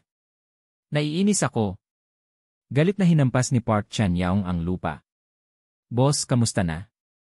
Ipapadala na kita sa treatment room. Ang kanyang mga subordinates ay nagpanik sa katotohanan na si Park Chan-young ay binaril sa guya. Gayunpaman, tinanggihan sila ni Park Chan-young. Hindi na kailangan. Maliit na sugat lang. Hindi na sulit ang pag-aaksaya ko ng oras. Itinago ng pamilya Steele ang kanilang lakas sa lahat ng oras na ito. Ang kanilang mga medikal na kasanayan ay talagang mas mataas kaysa sa pamilyang Park. Kailangan kong iulat ito kaagad sa aking ama. Mga lalaki, ibalik mo ako kaagad sa Seoul. Napatingin ang isa sa mga subordinates sa kanyang dumudugong guya. Pero boss, ang paa mo. Sinabi ni Park Chan-young, magdala ka ng doktor. Maaalis natin ang bala sa ating pagbabalik sa Seoul. Magiging maayos din ako pagkatapos mag-apply ng gamot. Huwag kang mag-alala. Sa hinaharap na mundo, ang pagbaril ay isang maliit na pinsala lamang hanggat hindi ito isang kritikal na bahagi ng katawan. Hindi magkakaroon ng anumang natitirang epekto. Sa makatuwid, hindi ito sineseryoso ni Park Chan-young. Sa isang maluwag na Grand Hall sa Seoul, isang lalaking nasa edad 50 at may suot na salamin ang marilag na nakaupo sa isang mukhang gayak na upuan, nagbabasa ng ilang ulat. Napaatras si Park Chan-young. Bagamat nasugatan ang kanyang binti, medyo mabilis pa rin siyang naglakad. Sinugod niya ang nasa katanghaliang gulang na lalaki at sumigaw, "Tay, may nangyari." May malaking nangyari. Ang lalaking nasa katanghaliang gulang na ito ay si Park Sang-joon, ang ama ni na Park Chan-young at Park Anya, pati na rin ang pinuno ng pamilya Park. Sinulyapan ni Park Sang-joon ang nasugatan na kaliwang binti ni Park Chan-young na may malungkot na ekspresyon. Sa ngayon, alam na niya ang nangyari sa pribadong ospital ng pamilya Park. Pare, nagtatago na pala ng lakas ang pamilya Steele. Kahanga-hanga ang tradisyonal na gamot nila. Alam mo naman kung gaano katagal na ginagamot ng pamilya namin ang sakit ni Third Tita, 6 na taon na rin, hindi pa rin namin siya napapagaling. Pero, nagamot agad siya ni Jordan Steele. Ngumuso si Park Sang-joon, nakita ko na ang video ng nangyari sa pagitan niyo ni Jordan sa ospital. Isa lang itong uri ng voodoo trick at napakadali mong nalinlang. Nataranta si Park Chan-young. Ano? Naloko? Nagpatuloy si Park Sang-joon, nagpadala lang ako ng doktor para magpa-full body check-up sa tiyahin mo. Hindi man lang bumuti ang kalagayan niya. Gumamit lang si Jordan ng hypnotic trick para isipin ng tiyahin mo na gumaling na siya. Scam. Ilang dekada na akong nakipag-interact sa Steeles. Paanong hindi ko malalaman ang totoong lakas nila? Ang Steeles ang pinakamasama sa 8 pamilya. I told you long ago that the Steele family is useless except for Charleston. Bakit ka maniniwala sa mga sinasabi ni Jordan? Dapat mas bata sa iyo ang brat na yon, di ba? Naloko ka ng isang batang mas bata sa kanya. Ikaw at nasugatan pa niya ang iyong binti. Hindi ka ba nahihiya? Park Chan-young, pinahiya mo ang pamilya Park ngayon. Ang pagbibihis ay iniwan ni Park Chan-young na galit at nahihiya. Lumuhod siya sa harap ng kanyang ama. I'm sorry, Dad. I was strict at that brat. Damn you, Jordan. How dare you claim that the Steele family has the help of a new deity? Malinaw na wala ang pamilya mo. Dad, ninakaw ni Jordan ang unang halik ng fiance ko. Bagamat sa virtual na laro lang iyon, hindi ko kakayanin ang paghiga na ito. Nagtanong si Park Sang-joon, ang tinutukoy mo ay silota ng pamilya Skimid. Tumango si Park Chan-young. Sumimangot si Park Sang-joon, ang pamilyang Skimid ay palaging nakatago ng mabuti. Sila ang pinakamisteryoso sa 8 malalaking pamilya. Siguradong isa sila sa mga nangunguna sa 8 pamilya. Kung mapapangasawa mo si Lota, maaari nating alamin kung anong uri ng pagsasaliksik ang ginagawa ng pamilya Skimid sa nakalipas na ilang dekada. Yenan, ang Steeles ay masisipa sa 8 pamilya sa lalong madaling panahon pa rin. Paano mo gustong maghiganti kay Jordan? Sabihin mo sa akin, tiyak na susuportahan kita. Galit na sinabi ni Park Chan-young, balilin ko ang magkabilang binti niya. At huwag mong isipin na ililibre ko ang kanyang ikatlong binti. At ito ay dapat na permanenteng pinsala, ang uri na hindi na makakabawi. Mula noong bata pa siya, si Park Chan-young ay palaging mayabang. Ngayon ang unang pagkakataon na binaril siya ng baril. Bagamat malapit nang gumaling ang sugat, kailangan pa rin niyang tiisin ang sakit sa sandali ng pagbaril. Sinabi ni Park Sang-joon, ang pamilyang Steele ay isa pa rin sa 8 dakilang pamilya. Hindi mo siya maatake ng ganoon lang.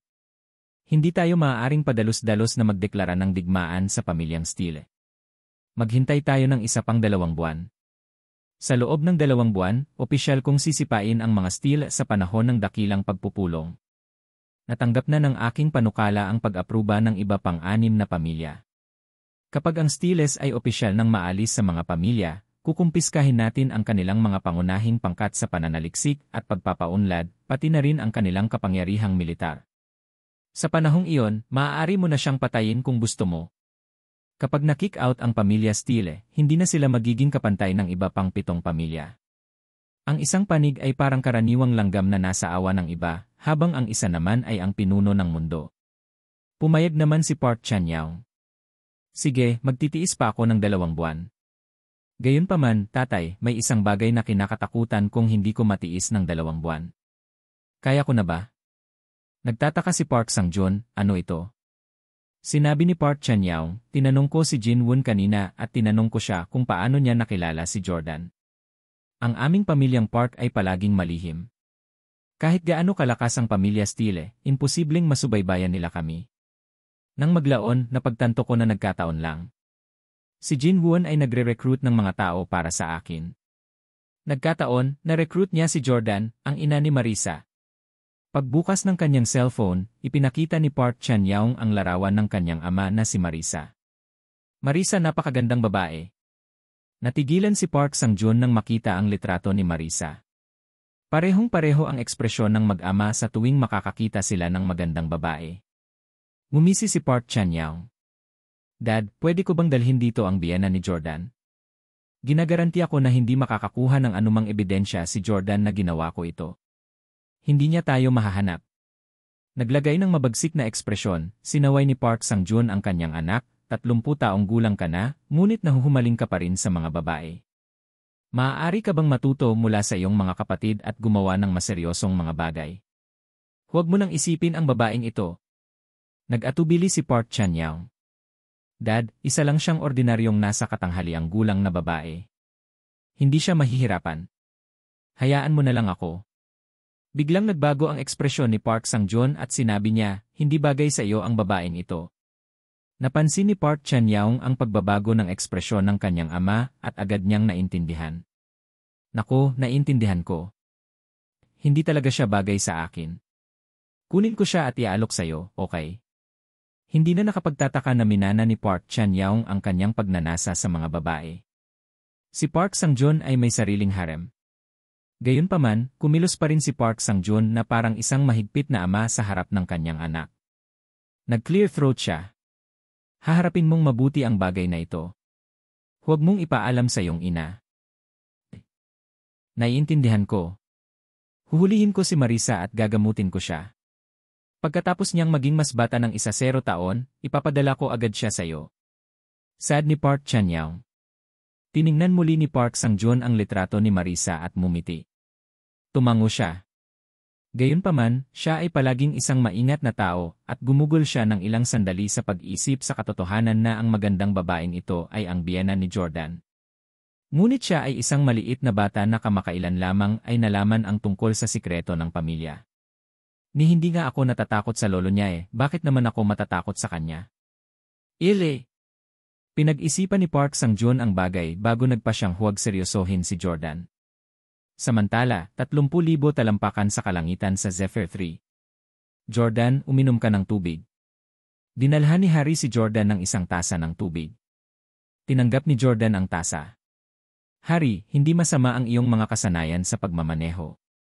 Ito ay magiging kapaki-pakinabang sa hinaharap. Sa sandaling lumabas si Jordan sa pribadong ospital kasama sina Sylvie at Scarlett Johansson, si Harry ay agad na nagmaneho papunta sa kanya sa gitna ng ulan ng mga bala. Pagkatapos ay pinaandar niya ang kotse sa isang lugar na may 2 palapag at sa isang magandang drifting RC, inilihis niya ang sasakyan papunta sa Zephyr 3.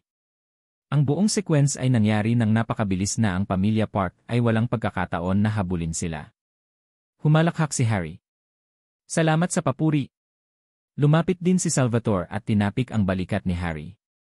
Anak, kung susundin mo si Mr. Jordan mula ngayon, ipinapangako ko na magkakaroon ka ng magandang buhay. Paulit-ulit na tumango si Harry. Salvatore. Ngumiti si Jordan. Ang batang ito ay isang pangalawang henerasyong tagapagmana. Hindi siya nagkukulang ng pera. Natigilan sandali si Salvatore bago sinabing, si Mr. Jordan ang tunay na pangalawang henerasyon. Walang ibang karapat-dapat. Opo, Mr. Jordan, ano ang gagawin natin sa 2 babaeng dinala mo dito? Wala pa rin silang malay. Sabi ni Jordan, kakainom lang ni Sylvie ng gamot. I wonder what will happen next. Dragon, dalhin mo si Sylvie sa England at ibigay mo siya kay Lolo. Ibigay mo rin sa kanya itong gamot na pakete. Inilabas ni Jordan ang pakete ng gamot na ninakaw niya sa pamilya Park. Maaaring pag-aralan ng medical team ng Stiles ang gamot at si Sylvie. Napangiti si Salvatore ng pilyo at nagtanong, paano ang Black Widow? Sinabi ni Jordan na kumpleto na ni Scarlett Johansson ang kanyang paggamot. Ibalik siya sa US at tawagan ang kanyang manager para puntahan siya at sunduin siya. Napalunok si Salvatore. Mr. Jordan, alam mong fan niya ako. Pwede bang Hindi. Alam ni Jordan kung ano ang gustong gawin ni Salvatore sa mga mata nito. Si Scarlett Johansson ay isang sikat sa mundo na kagandahan. Talagang iniisip ni Salvatore na gumawa ng masama sa kanya. Nakilala na ni Jordan si Scarlett Johansson noon. Bukod dito, ang Stiles ay kaibigan ng maraming mga bituin sa Hollywood. Hindi maaaring hayaan ni Jordan na ang isang kagandahang tulad ni Scarlett Johansson ay mapahamak ng kanyang mga nasasakupan. Bagaman, sa paghusga mula sa magugulong damit ni Scarlett Johansson, malamang na siya ay. Sa sandaling ito, si Scarlett Johansson ay walang malay. Hindi niya malalaman kung ano ang ginawa sa kanya, ngunit hindi kailanman gagawin ni Jordan ang gayong kasuklam-suklam na bagay. Alam ni Salvatore na si Jordan ay palaging isang maprinsipyong tao kaya siya ay umatras. Sige, isa lang ang hiling ko. Pwede ba akong humigop ng shower water niya? Hahahan. Nagtawanan ang lahat. Umiling si Jordan. Siguradong pest si Kevin Durant. Minsan nang sinabi ng anime star na si Kevin Durant na gusto niyang uminom ng shower water ni Scarlett Johansson. Dahil dito, gusto ng lahat ng tagahanga ng Scarlett Johansson sa mundo na subukan ito. Naman. Pero siguraduhin sabihin sa amin kung ano ang lasa nito, gusto ko rin malaman. Hahahan. Nagtawanan na naman ang lahat. Gayunpaman, hindi nagtagal ay nahulog sa malalim na pag-iisip si Jordan habang nakatingin sa mga ulap sa labas. Boss, may iniisip ka ba? Tanong ni Dragon. Napabuntong hininga si Jordan. Bagaman ito ay isang medyo kasiyasyang pagtatagpo kay Park Chan-young, nag-ikot ako ng maraming kasinungalingan. Maya-maya, malalaman ng pamilya Park na ang Stiles ay walang bagong Diyos, at ang aming mga medikal na kasanayan ay hindi ganoon kahusay. Kailangan kong magkaroon ng tunay na kakayahan upang makuha ang respeto ng iba pang 7 pamilya. Naalala ni Jordan ang sinabi ni Park Chan-young kanina. Sa loob ng 2 buwan, ang Stiles ay sisipain ng iba pang 7 pamilya sa dakilang pagpupulong. Kung talagang nangyari ito ay isang kalamidad para sa pamilya Steele. Ito ay hindi lamang isang simpleng bagay na hindi kasama sa mga susunod na pag-unlad. Nauna pa rin ang Stiles sa mundo sa maraming aspeto, kabilang ang mga usaping militar. Sa madaling salita, kung ang Stile ay pinalayas at naging nag-isang lobo na hindi mananagot sa sinuman, maaari silang gumawa ng mga bagay na makagambala sa kasalukuyang kaayusan ng mundo. Hinding-hindi makaligtaan ng iba pang 7 pamilya ang potensyal na banta ng Stiles matapos silang gawing tagalabas. Kaya naman, kapag naalis na ang pamilya Stile, magkakaproblema ang bawat miyembro ng Stile. Ang pinakamahusay na paraan upang maalis ang banta na ito ng Stiles ay gawing patay na tao ang lahat sa pamilya. Hindi dapat ma-kick out ang pamilya Steele. Kung hindi, magkakaproblema ang lahat sa pamilya natin. Gayunpaman, maliban na lang kung may lalabas na bagong Diyos, gaano man tayo kahirap magtrabaho, imposibleng maabot natin ang parehong antas ng 7 pamilya sa loob lamang ng 2 buwan. Ipinagpatuloy ni Jordan ang pag-iisip tungkol sa bagay na ito sa isang madilim na estado. Hindi nagtagal, lumapag ang eroplano sa kabisera.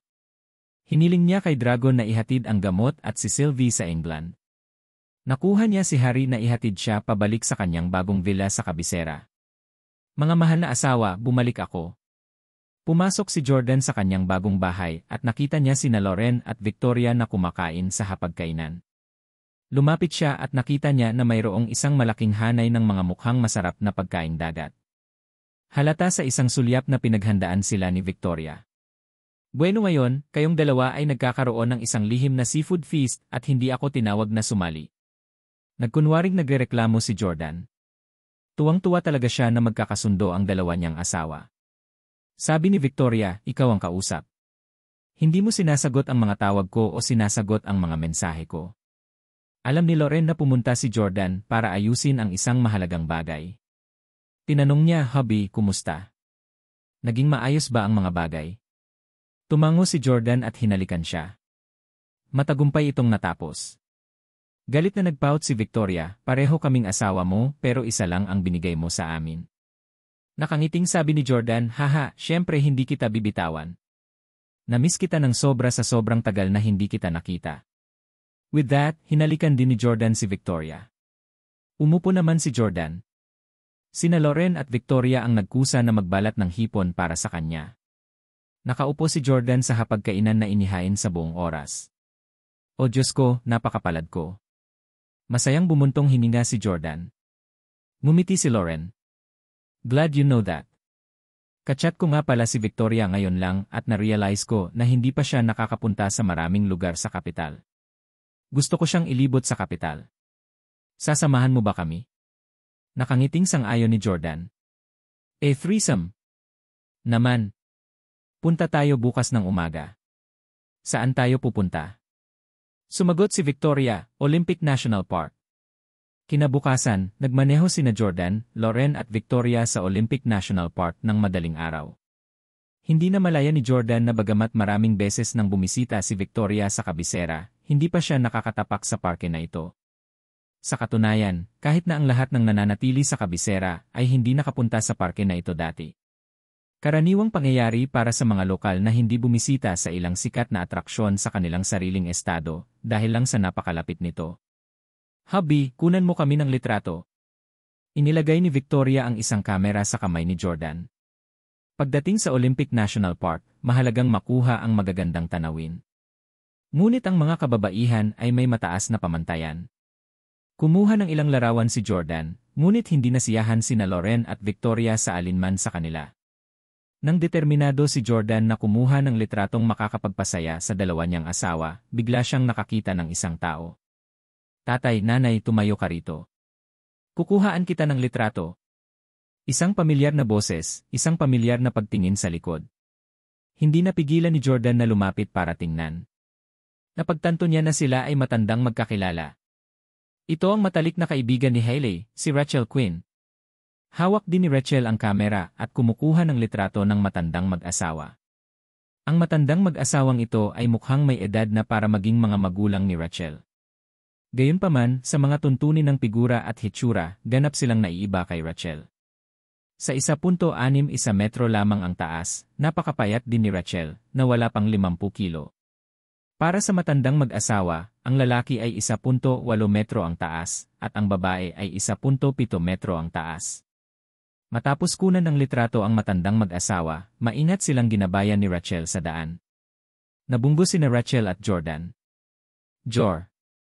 Jordan? Hindi inaasahan ni Rachel na makikilala niya si Jordan dito. Victoria, Lauren. Magalang ding binati ni Rachel sina Victoria at Lauren. Ayaw nang pakialaman ni Jordan ang babaeng ito dahil naniniwala siya noon pa man na siya ang dahilan kung bakit naging masama si Hailey. Kung hindi dahil sa kanyang pagpapakita ng masamang halimbawa, pakikipagrelasyon at perpektong pagmamanipula sa kanyang asawa at mga manliligaw, maaaring hindi nakipagtalik si Hailey kay Tyler. Gayunpaman, medyo na-curious si Jordan kay Rachel, kaya tinanong niya, Rachel, nandito ka ba sa bakasyon? Base sa pagkakaintindi ni Jordan kay Rachel, dapat ay matagal na niyang binisita ang parke na ito. Si Rachel ay hindi isang sporty o panlabas na uri ng babae. Ano ang nakakatuwa tungkol sa Olympic National Park para sa kanya? Unless sumama siya sa parents niya. Tumango si Rachel. Tumingin si Jordan sa matandang mag-asawa at nagtanong, sila ba ang mga magulang mo? Kahit mahigit 3 taon na silang magkakilala, hindi pa nakikita ni Jordan ang mga magulang ni Rachel. Saglit na nag-alinlangan si Rachel bago sinabing, magulang ko sila. Napangiti ang matandang mag-asawa at hindi ito itinanggi. Jordan, mahalaga ang oras mo. Hindi na kita istorbohin. Gagawa muna ako. Parang gustong iwasan ni Rachel na makipag-chat kay Jordan. Sandali lang. Pinigilan siya ni Jordan at tinanong, I'm sorry. Patawarin mo ako sa pagdududa pero medyo na-curious ako. Matangkad at matipuno ang mga magulang mo. Bakit ang petite mo? Hindi sila kamukha ng mga magulang mo. Sa halip, kamukha sila ng dati mong asawa, ang mga magulang ni Cory. Ang dating asawa ni Rachel na si Cory ay isang matangkad at mataba. Tamang-tama siyang maging anak ng matandang mag-asawang ito. Nagtawanan ang dalawang matanda. Hahaha, tama.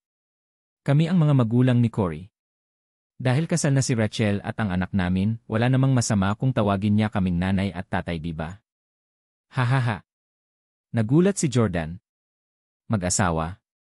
Hindi ba kayo hiwalay? Hindi mo ba sinabi sa mga magulang niya? Napangiti si Rachel. About that, well, marami kang trabaho araw-araw, di ba? Marami pang importanteng bagay na naghihintay para sa iyo na matupad. Huwag kang mag-alala sa buhay ng mga ordinaryong tao na tulad natin, okay? Sinabi ni Jordan, hindi, kailangan ko talagang malaman ang katotohanan tungkol sa iyo ngayon. Si Rachel ay hindi isang makabuluhang tao sa paningin ni Jordan. Hindi man lang mapakali si Jordan na malaman ang tungkol sa pribadong buhay ni Hailey, lalo na ang kanyang matalik na kaibigan na si Rachel. Bukod dito, ang pamilya Steele ay nasa panganib ngayon. Si Jordan ay ganap na nakatuon sa pagliligtas sa pamilyang Steele. Paano siya magiging nasa mood para mag-isip ng kung ano-ano? Gayunpaman, ang pribadong buhay ni Rachel, o sa halip, ang relasyon ni Rachel at Cory, ay may napakahalagang epekto kay Jordan. Nang makita ang seryosong ekspresyon ni Jordan, lumapit si Victoria at tinanong siya, Hubby, anong problema? Nang maghiwalay sina Rachel at Corey noong nakaraang taon, hiniling nina Jordan at Victoria si Corey na kumain ng magkasama. Alam din ni Victoria ang tungkol kay Rachel at Corey. Sinabi ni Jordan kay Rachel, "Sumama ka sa akin, may itatanong ako sa iyo." Ayaw niyang tanungin si Rachel sa harap ng mga magulang ni Corey. Kung tutuusin, baka hindi nila alam na may relasyon si Rachel. Masyado nang maalalahanin si Jordan kay Rachel. Hinila si Rachel sa isang tabi, diretsong tinanong niya ito, "Sabihin mo sa akin ng totoo, ano ang nangyayari sa pagitan niyo ni Corey? Bakit mo inilabas ang kanyang mga magulang sa isang bakasyon pagkatapos ng diborsyo?" Alam ni Rachel na si Jordan ay may mataas na katayuan at hindi isang ordinaryong tao na tulad niya ang kayang masaktan. Nasabi lang niya ang totoo. "Kami ni Corey nagpakasal ulit di. Remarried. Magkasama na naman kayong dalawa." Labis na nabalisa si Jordan nang marinig iyon. Nagpatuloy si Jordan sa pagsisiyasat. "Bakit pumayag si Corey na pakasalan ka ulit? Rachel, unfaithful woman, ano na naman bang pakulo ang ginamit mo?" Nagpakita ng agrabyado si Rachel. "I didn't use any tricks. We were married for 3 years and already developed feelings for each other. Bukod sa nangyaring panloloko ko, naging masaya kami sa natitirang kasal namin. Hindi kami nag-away." Mumuso si Jordan. "Kasi maganda ang ginawa mo. Niloko mo siya at nakonsensya ka sa pagpapabaya sa asawa mo. Siyempre hindi mo siya pag-aawayan. Araw-araw ang paglalagay ng matamis at sunod-sunuran na asawa para pasayahin siya at hindi mapag-aalinlanganan. Sa tingin mo ba nakakabuti iyon para sa kanya?" Kailangang sabihin na si Rachel ay talagang isang napakatalino na babae, lalo na sa kanyang kasal. Napakaganda ng pakikitungo niya sa kanyang asawa nang hindi niya ito niloloko. Masyadong maganda si Hailey. Napakaraming bootlickers sa paligid niya at napakayabang niya sa lahat. Sa kabilang banda, si Rachel ay hindi kasing ganda. Siya ay napakabait at maalalahanin. Alam niya kung paano pasayahin ang mga lalaki at handang gawin ang mga bagay na hindi gustong gawin ng mga mayabang na babae. Nagpatuloy si Rachel sa isang naagrabyado na tono. "Mahal na mahal ko siya at mahal din niya ako. Nagkahiwalay kami ng ilang sandali, ngunit napagtanto namin na hindi namin kayang mabuhay nang wala ang isa't isa. Dahil sa katotohanan na minsan kaming magkakilala, hayaan na lang kaming maging masaya na magkasama. Sabi nga sa kasabihan, mas gugustuhin ng isa ang magwasak ng isa zero templo kaysa masira ang kasal." Putol ni Jordan. "Tama na. Ayokong marinig ito." Kinuha ni Jordan ang phone niya. Naalala niyang may contact pa siya ni Corey. Nang mahanap ito, diretso siyang tinawagan. Gusto niyang marinig mula mismo kay Corey ang sitwasyon. "Hello, si Corey ba ito?" "Nandito si Jordan." Natuwa si Corey nang marinig ang boses ni Jordan. "Ah, Jordan. Hindi ko inaasahan na matatanggap ko ang tawag mo. May problema ba?" Tanong ni Jordan. "Nagpakasal ka na ba ulit kay Rachel?" Nagulat si Corey. "Yes, we just registered our marriage few days ago."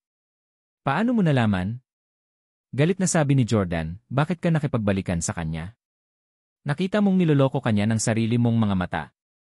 Sa pagsasama nyo, hindi mabilang na lalaki ang natulog niya. Paano mo matatanggap ang ganyang babae? Hindi mo ba iniisip na madumi siya?" Ang sandamakmak na tanong ay naglagay kay Corey sa isang mahirap na posisyon. Totoo na sobrang galit at lungkot ako noong mga oras na yon. Pagkatapos ko siyang hiwalayan, nagtagal ako ng ilang buwan sa depresyon. Nalasing pa nga ako at nabangga ko ang kotse ko, muntik nang mawala ang buhay ko. Pero, simula nang maghiwalay kami, araw-araw na akong pinadalhan ni Rachel ng mga mensahe para humingi ng tawad at humingi ng tawad. Unti-unting lumambot ang puso ko at pinatawad ko siya. Hindi nakaimik si Jordan. Noon, wala siyang choice kundi makipagbalikan kay Hailey. Ang tiyahin niya ang nagpilit kay Jordan na mangako bago siya mamatay.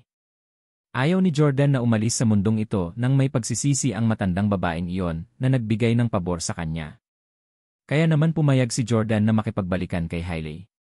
Bukod dito, walang ebidensya si Jordan sa oras na yon upang kumpirmahin na may nangyari sa pagitan ni Hailey at Tyler. Gayunpaman, iba ang sitwasyon ni Corey. Nakita niya mismong niloloko siya ni Rachel. Paano niya mapapatawad si Rachel? Sabi ni Jordan, minsan manloloko, laging manloloko. Napatawad mo na siya ngayon pero hindi ka ba natatakot na lokohin kanya ulit sa hinaharap? Sa tabi niya, niyugyog ni Rachel ang braso ni Jordan at nagmamakaawa, Mr. Jordan, ipinapangako ko sa iyo na hindi ko na iloloko si Cory. Tinabik ni Jordan ang kamay ni Rachel. Magwala ka, tungkol ito sa inyo ni Cory. Anong silbi ng pangako mo sa akin? On the other end of the line, Cory said, kahit na magpakasal ako sa bagong asawa, hindi ko masisiguro na hindi niya ako lolokohin. Jordan, hindi ako tulad mo, mayaman at gwapo. Mataba ako at pangit. Hindi talaga maraming babae ang magkakagusto sa akin. Nitong mga nakaraang taon, medyo naging mabait si Rachel sa akin. At saka, nangako siya sa akin na hindi na siya makikipagkita sa akin at nangako siya sa akin na hindi na siya makikipagkita sa ibang lalaki. Sa mga business trip sa hinaharap. May gustong sabihin pa si Jordan pero pinigilan niya ang sarili. Wala akong masabi. Galit na ibinaba ni Jordan ang tawag.